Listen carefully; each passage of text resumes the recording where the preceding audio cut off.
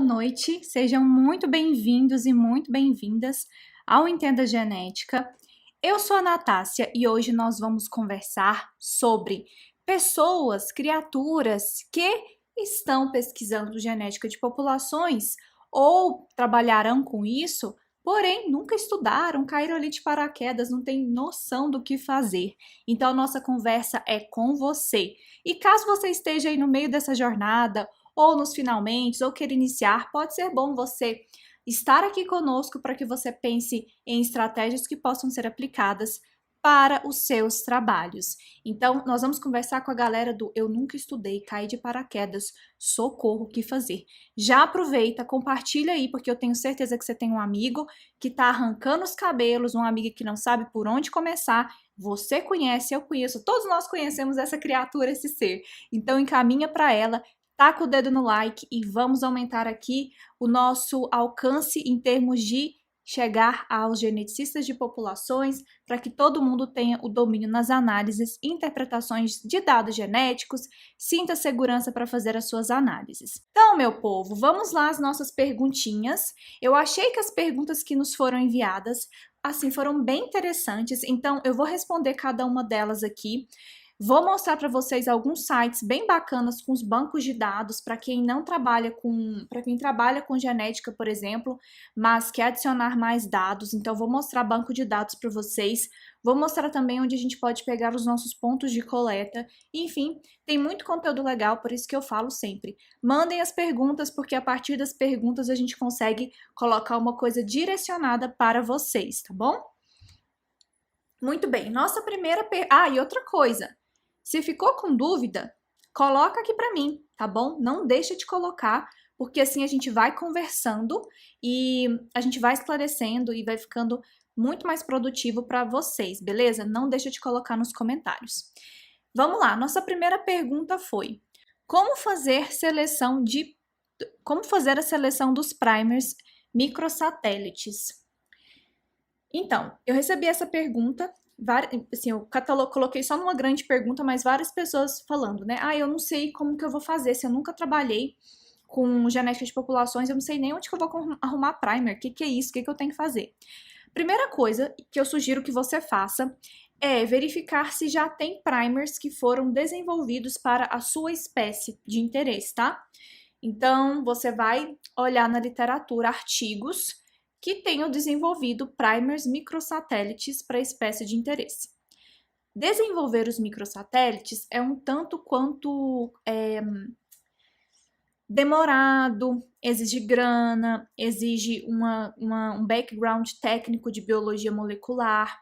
Então, se o seu trabalho precisar fazer isso, você vai ter quase que um capítulo só de tese só sobre isso, entendeu? Uma dissertação só sobre o desenvolvimento de primers. Como é complexo fazer isso, porque você tem que desenvolver o primer, verificar se o primer é polimórfico ou não. Então, tem um monte de coisas ali que a gente pode olhar, tá? Aí, se o seu trabalho for propriamente de genética de populações e você não tem interesse em fazer esse desenvolvimento do seu primer, você vai pegar, vai selecionar o primer conforme publicações que tem. E também você pode fazer uma coisa que a gente chama de transferibilidade. O que é a transferibilidade?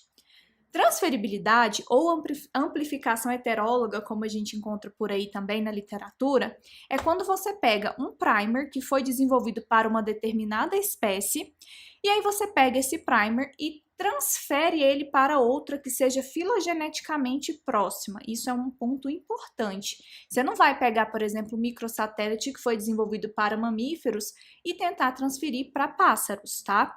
Porque quando a gente faz essa transferibilidade, nós queremos que a região a ser amplificada seja a mesma que foi descrita. Quando eu falo amplificar, eu estou falando fazer cópias, tá? Quando você tem o seu primer microsatélite, você utiliza ele na sua PCR, o que você quer fazer é cópias de uma determinada região que você tem no DNA. Então, por exemplo, vamos supor que eu tenho isso aqui, essa garrafinha seja um DNA, tá? E aí eu quero fazer cópia só desse fragmento aqui do meu DNA. Eu quero fazer cópia só da minha tampa, tá?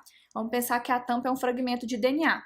O primer, ele vai ser o elemento que vai circunscrever essa região do DNA e criar cópias dessa região do DNA a partir da reação de PCR. A gente tem que ter ataque ali dentro.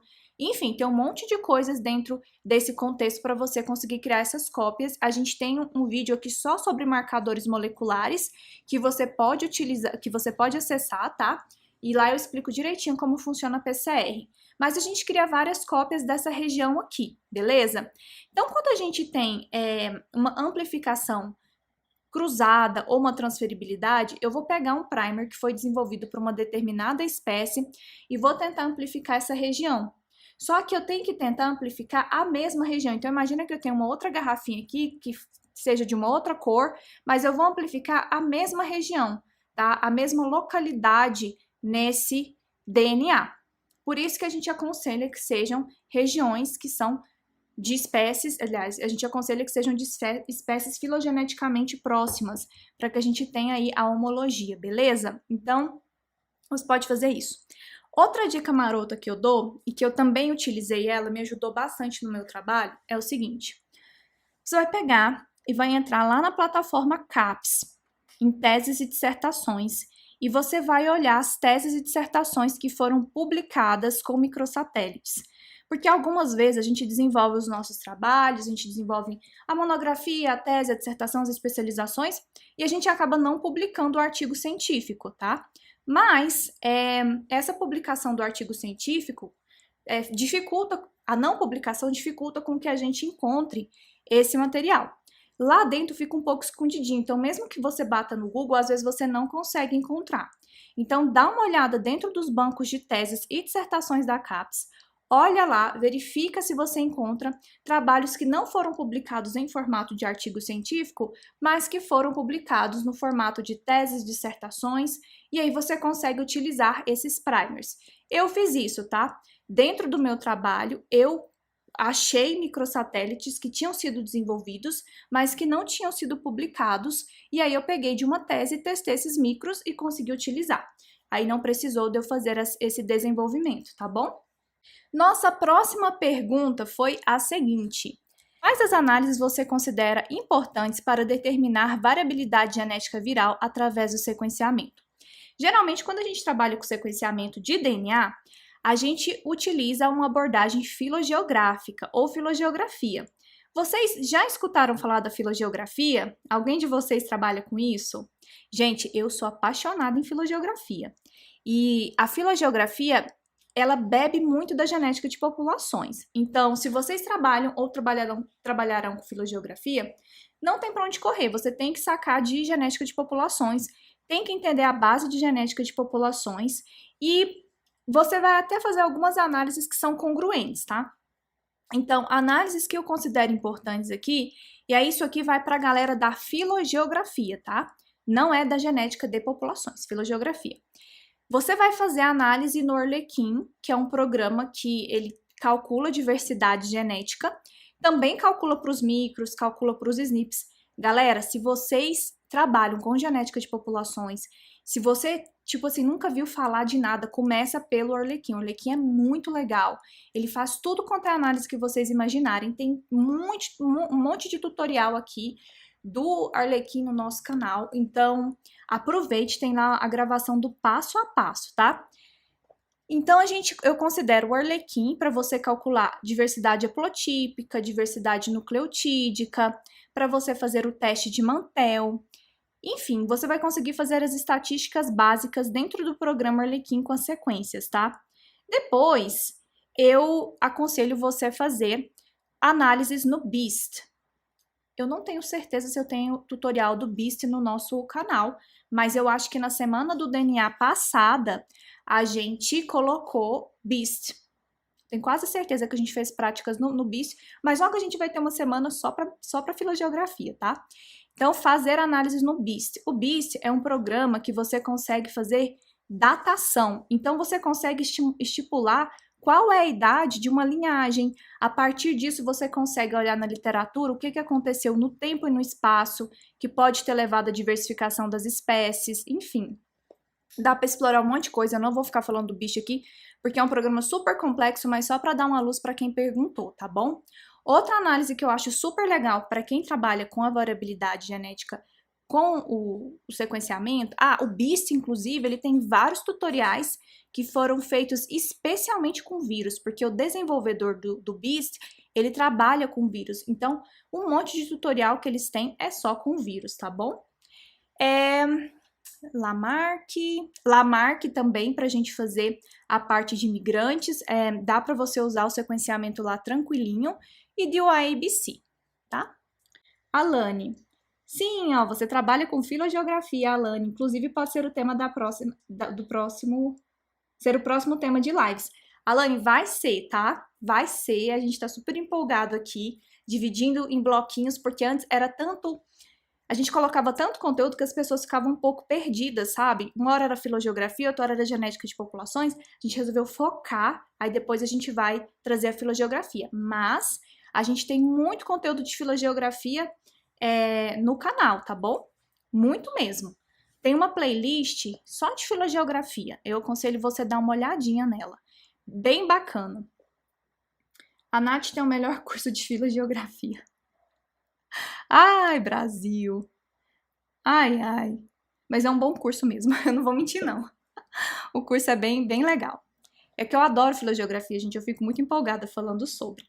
Enfim, mas essas são as análises que eu aconselho fortemente que quem trabalhar com a variabilidade genética utilizando o sequenciamento, né, seja com vírus ou com qualquer organismo, utilize, tá? Então, vai caracterizar lá no Arlequim as suas sequências, calcular as diversidades, verificar a MOVA, BEAST, Lamarck, enfim, tudo isso são os programas que eu aconselho que você utilize e as análises também. Claro, sempre naquele sentido, né, gente, do que a sua pergunta biológica está colocando para você.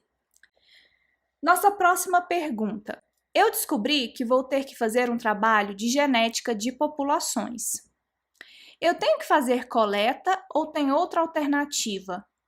Gente, se você trabalha com genética de populações, você tem que fazer coleta, mas tem uma alternativa, porque, né, você trabalha com populações, então você tem que ter as suas populações ali.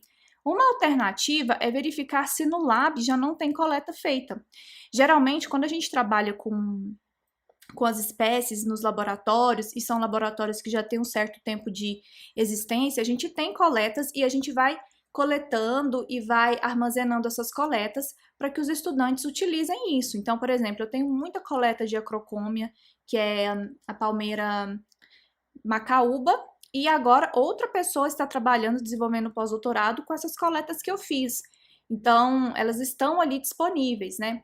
Por exemplo, a gente vai coletando, sei lá, IP, vai guardando tudo, e aí os estudantes que forem trabalhar com isso, eles já têm esse material ali.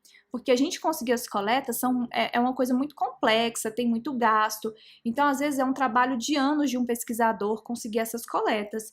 Eu mesma, quando saía coletando, eu ia pegando várias populações distintas que eu tinha interesse de outras espécies para aproveitar o tempo de coleta. Então, os estudantes que forem trabalhar com essas espécies, eles já têm populações ali para eles estudarem. Então, a primeira coisa que eu aconselho é converse com o seu supervisor, orientador, orientadora, e veja se não tem coleta já no lab. Por quê, gente? Algumas vezes vocês ficam ansiosos e ansiosas sem saber que tem coleta no lab. Aí manda mensagem, eu pergunto, vocês perguntaram se tem coleta no laboratório? Não. Então, primeira coisa, olha se tem coleta no lab. Suponhamos que não tem coleta no lab. Você pode fazer aquela alternativa que eu disse de pedir para bancos de DNA, pedir para banco de hermoplasma, para museu, amostras para que você consiga colocar no seu trabalho.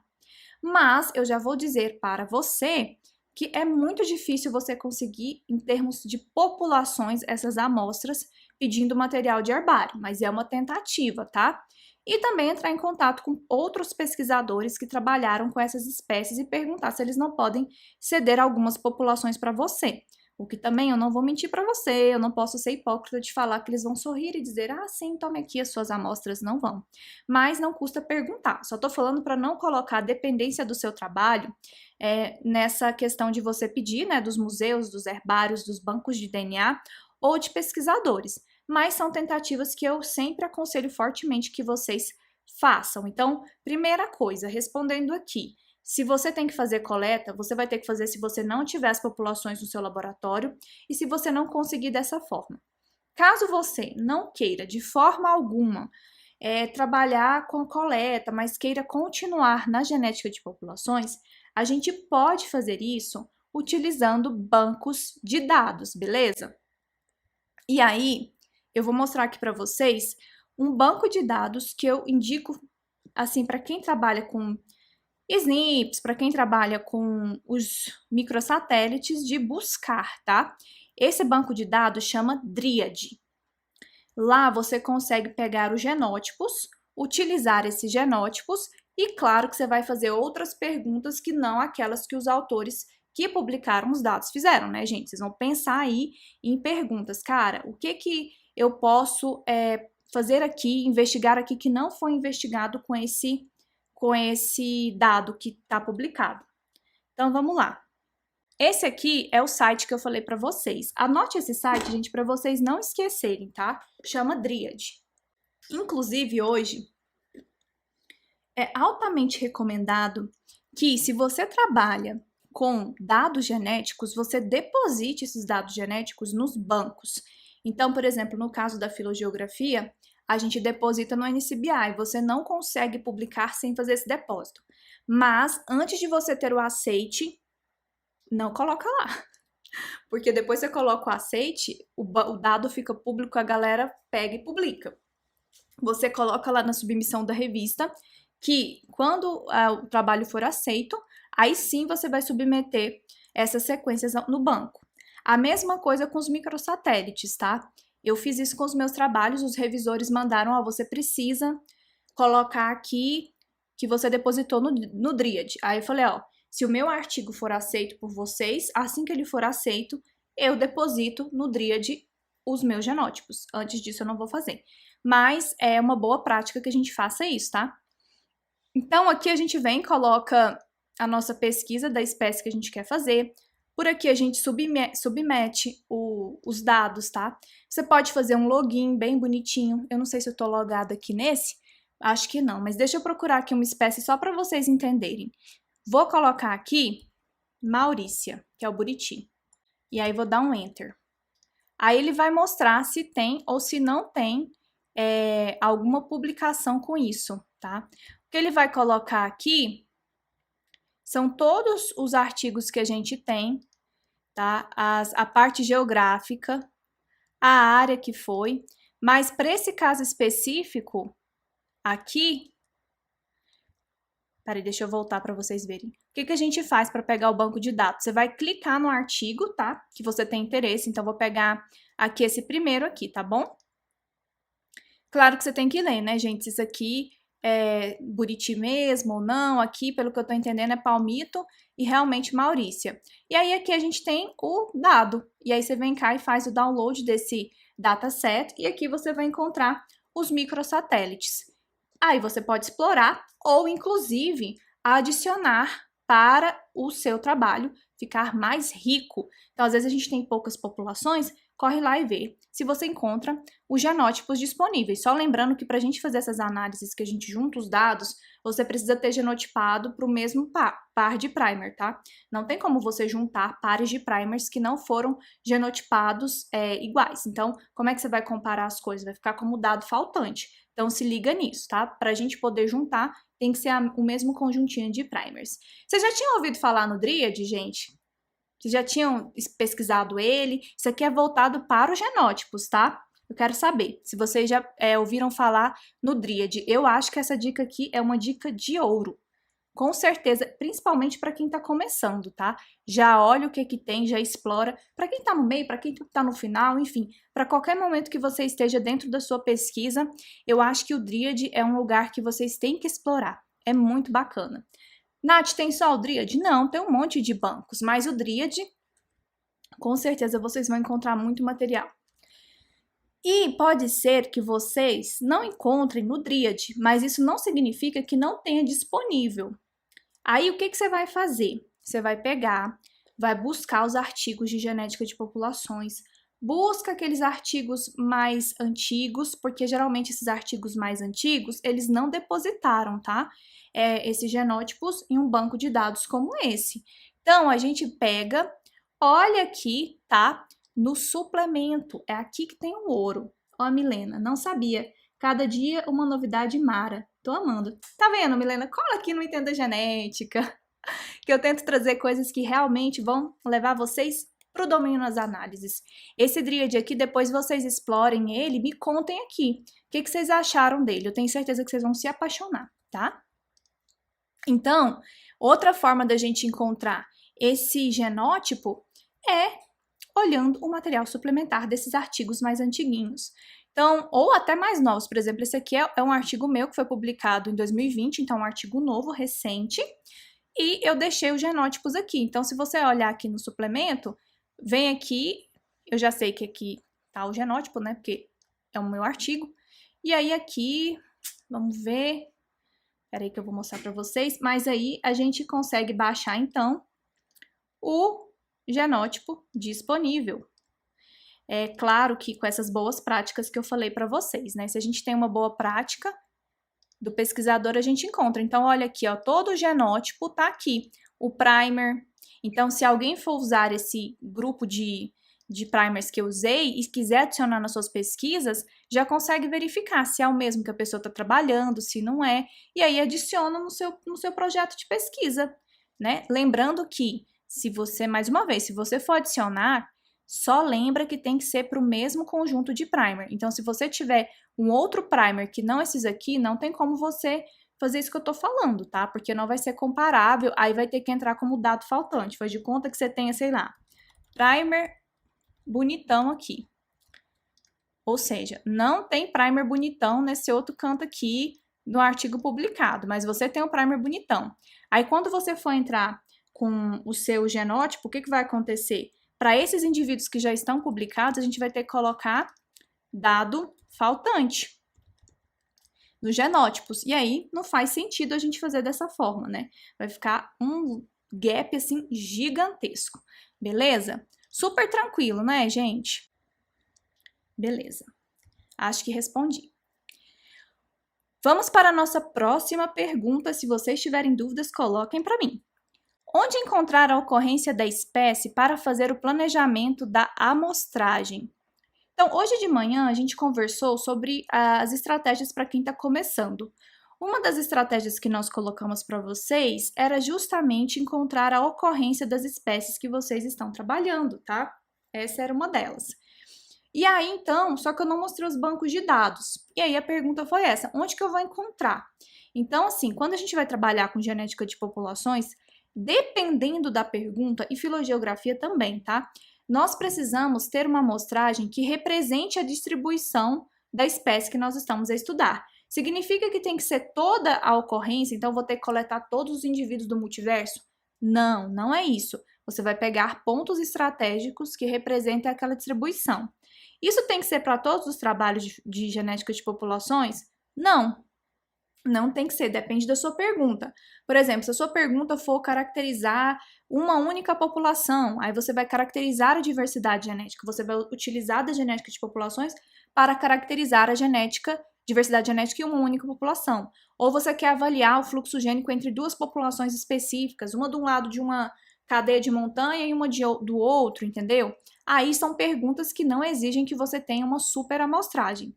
Porém, é interessante que ainda assim você saiba qual é a ocorrência da sua espécie, porque assim, com esse dado, você vai compreender o quê? Ecologia. Você vai entender um pouquinho da ecologia, e isso é muito importante para quem trabalha com genética de populações.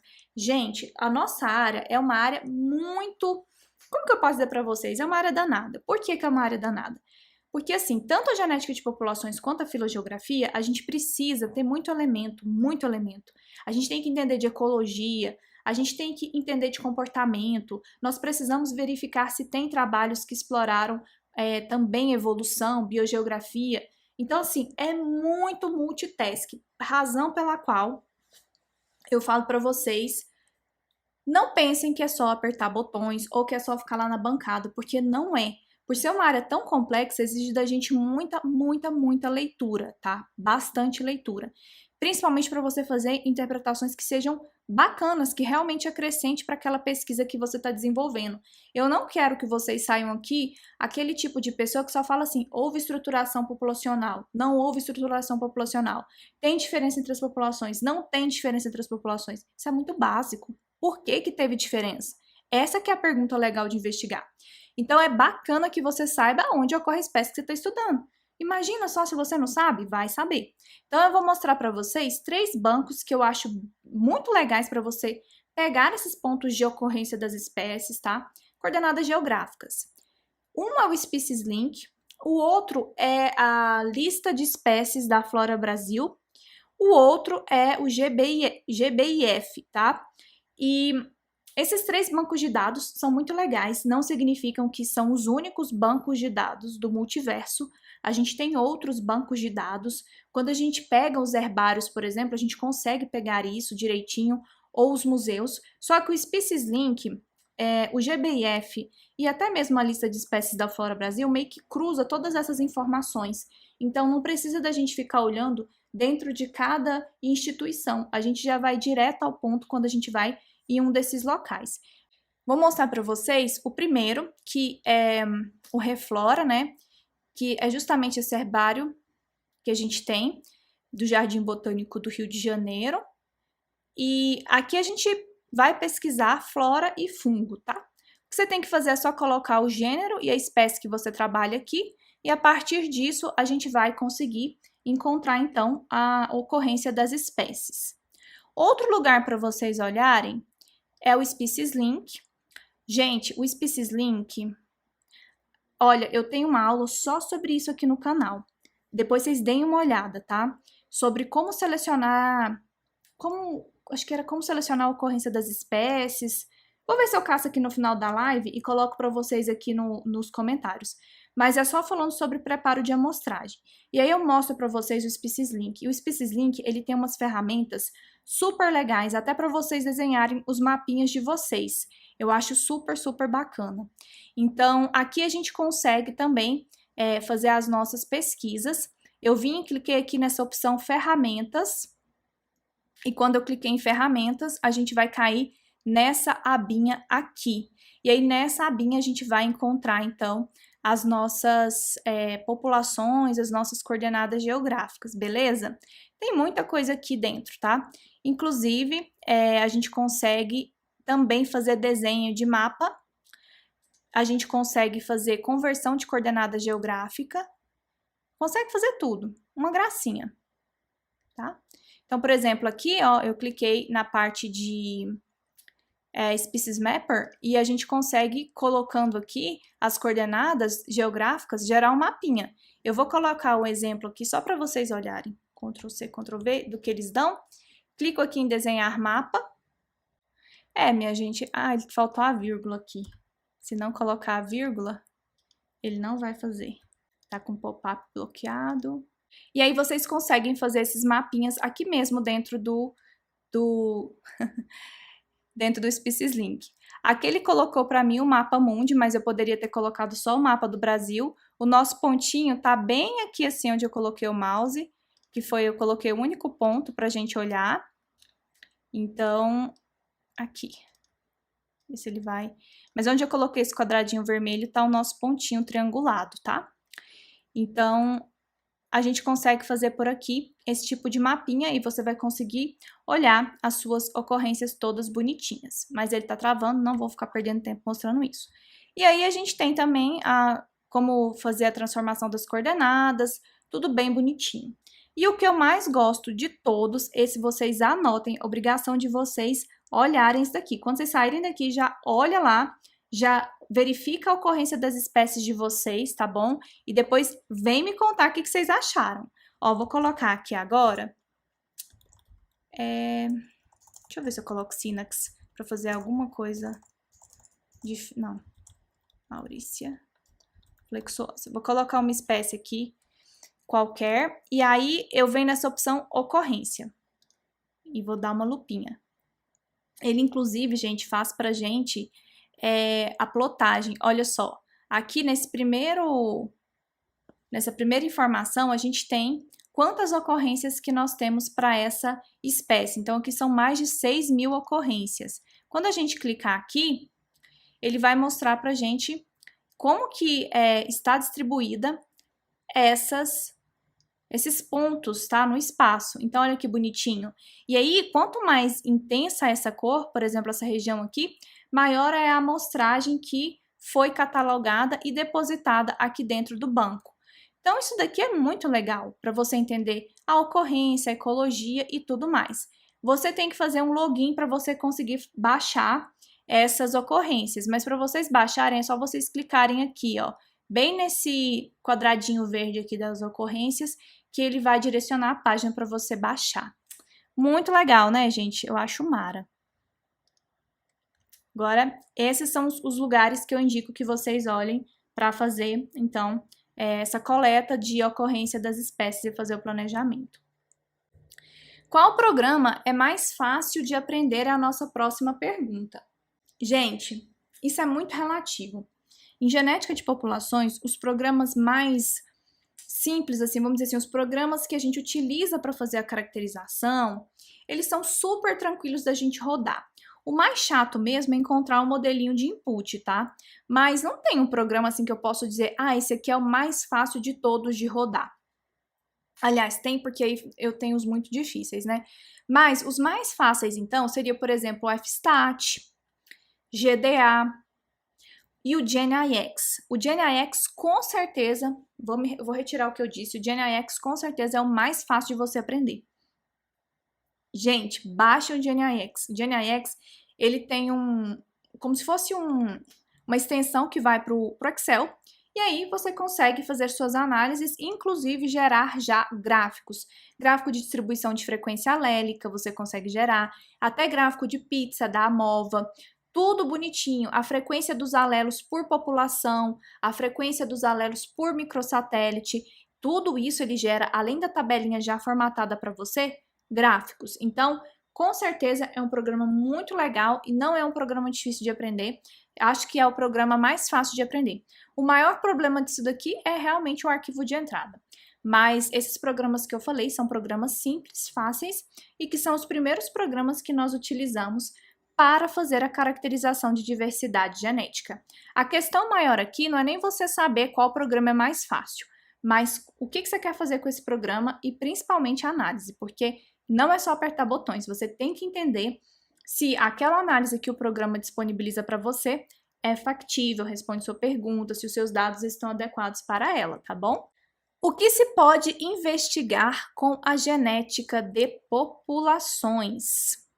Olha, eu fiz assim uma listinha bem rapidinha da minha cabeça aqui do que é que você pode explorar com genética de populações. Você está começando agora e às vezes fica um pouco confuso e confusa sobre o que fazer. Eu quero falar para você que você pode investigar um monte de pergunta e encontrar várias respostas só utilizando a genética de populações como ferramenta, a filogeografia também. Então, o que a gente pode avaliar aqui, ó? Você pode avaliar complexo de espécies, você pode estimar o tamanho efetivo populacional, investigar também dieta de animais, porque aí você consegue pegar o que está dentro do estômago, fazer a identificação ali daqueles organismos, você consegue fazer testes de paternidade, e aí com isso você pode também, se você estiver fazendo teste de paternidade, por exemplo, com plantas, você consegue avaliar perguntas sobre fluxo gênico, pode verificar se essas populações passaram por uma redução ou um aumento do tamanho populacional, se você tem estrutura populacional ou não, informações sobre o sistema de acasalamento, identificação dos indivíduos e o rastreamento desses indivíduos. É muito legal também para você utilizar para estimar grupos genéticos, identificar os indivíduos e também identificar locais que são mais adequados para reintrodução de espécie, conforme essa constituição genética que você identificou previamente. Então, é muito aplicado dentro da genética da conservação. A genética da conservação utiliza muito da genética de populações, porque a gente consegue também identificar populações fontes para recuperação de espécies ameaçadas. Você pode investigar também hibridização, caracterizar bancos de germoplasmas, enfim, olha quantas coisas aqui que que a gente pode investigar, assim, falando bem rapidamente sobre genética de populações. Muita coisa. Então, genética de populações não é só especificamente variabilidade, tá? Ou entender como é que está a quantificação dessa variabilidade genética, distribuição, magnitude dela. Não. A gente pode usar a genética de populações para investigar uma série de perguntas. Quais livros você indica para quem está começando? Gente, isso daqui eu vou indicar para quem está começando, tá? Não é para quem já está no campo de batalha, quem já leu a respeito. Eu estou indicando para quem está começando, que fique bem claro. Para quem está começando, eu indico esse livro aqui, Fundamentos da Genética da Conservação. Ele é um livro super tranquilo, bem suave de leitura, só que ele é um pouquinho mais básico, tá? Mas assim, para quem está começando, não adianta você começar com complexo, porque você não vai entender nada. Então a gente tem que fundamentar bem a base. Para quem está começando, definitivamente esse é um livro legal. Nath, mas ele não é um livro de genética de populações. Não, ele não é, porque a genética da conservação utiliza da genética de populações. Mas a gente tem um monte de informações aqui dentro, capítulos, voltados para a genética de populações, com conceitos bem suaves, com exemplos. Então, para quem está começando, esse livrinho aqui de genética da conservação é o que eu indico, tá bom? Olha o que a Milena diz. Pode também fazer matrizes de acasalamento para evitar indivíduos endogâmicos, perda de variabilidade. Perfeito, Milena. A gente pode fazer isso também. Inclusive, essa abordagem que a Milena colocou aqui, ela é bem utilizada dentro da genética da conservação e também para a gente avaliar, por exemplo, populações que passaram por um bottleneck, que estão isoladas há muito tempo, ou para a gente fazer um monitoramento de área, como aconteceu, por exemplo, a tragédia de Mariana, que a gente teve uma devastação ambiental gigantesca, ou quando a gente trabalha com as hidrelétricas, né? Que a gente tem que fazer aquele alagamento ali, aí a gente consegue também fazer um monitoramento de fauna e flora com os microsatélites para verificar como é que ao longo do tempo essa diversidade vai andando, se está aumentando a endogamia, se não está aumentando essa endogamia. E é isso, perfeita essa pontuação. Então, ó, a gente pode, vou ler aqui de novo para vocês o que ela disse. Fazer matrizes de acasalamento para indivíduos endogâmicos, para evitar indivíduos endogâmicos e perder a variabilidade genética, tá? Bem utilizado na genética da conservação. Muito obrigada pela contribuição, Milena. Galera, e principalmente o que vocês têm que colocar na cabeça, que a gente conversou várias perguntas que vocês enviaram e tudo mais, mas é que nunca está tarde para começar. Principalmente quando você começa sem saber. Porque quando a gente começa, cai de paraquedas num projeto de genética de populações, o que a gente tende a pensar? Socorro, eu deveria saber isso, eu não sei, e agora, tá tarde. Não, você tá começando. Então, se você caiu num projeto de genética de populações e não sabe nem por onde começar, comece estudando a base, vai lá na teoria, pega o livro que eu indiquei, começa a fuçar nos programas, faça aquele exercício que a gente já conversou. Primeiro estabelece a sua pergunta de pesquisa. Não, primeiro identifica qual organismo você vai estudar, estabelece as suas perguntas de pesquisas e objetivos, verifica a ocorrência dessa espécie que você está estudando. Se não for espécies de plantas, animais, você vai trabalhar com humanos, faça ali, pega o parecer no comitê de ética, depois vai para a bancada, seleciona ali seus micros, genotipa e aí vai para as análises. Esse é o flow que você tem que ter. E depois para as interpretações. Não deixa para aprender as análises nos finalmente. Não é um negócio que é mágica, que é do povo do além. Exige muito, exige tempo, exige dedicação. Porque mais do que apertar botões, para você ter o domínio nas análises, nas interpretações, você tem que saber o fundamento. Senão, não tem condições, beleza? Então, não tá tarde em nada. Tira isso da cabeça de vocês. Com orientação adequada, vocês vão conseguir produzir trabalhos belíssimos. Eu tenho certeza disso, tá? Se você ficou com alguma dúvida sobre esse tema, coloca para mim nos comentários, eu vou amar responder. E é muito importante esse feedback, porque assim a gente consegue às vezes pensar numa coisa e pode chegar uma outra pessoa que nem imaginou que aquilo era uma dúvida dela. Por isso que eu acho tão legal quando a gente traz essa parte de perguntas e respostas, tá? Amanhã nós estaremos online também, novamente, no mesmo bate-horário, 10 horas da manhã, para conversar mais com vocês, para que vocês cheguem cada vez mais próximos do domínio nas análises e interpretações dos dados em genética de populações. Eu fico aqui, então, muito obrigada pela presença de cada um de vocês e até a próxima. Até breve!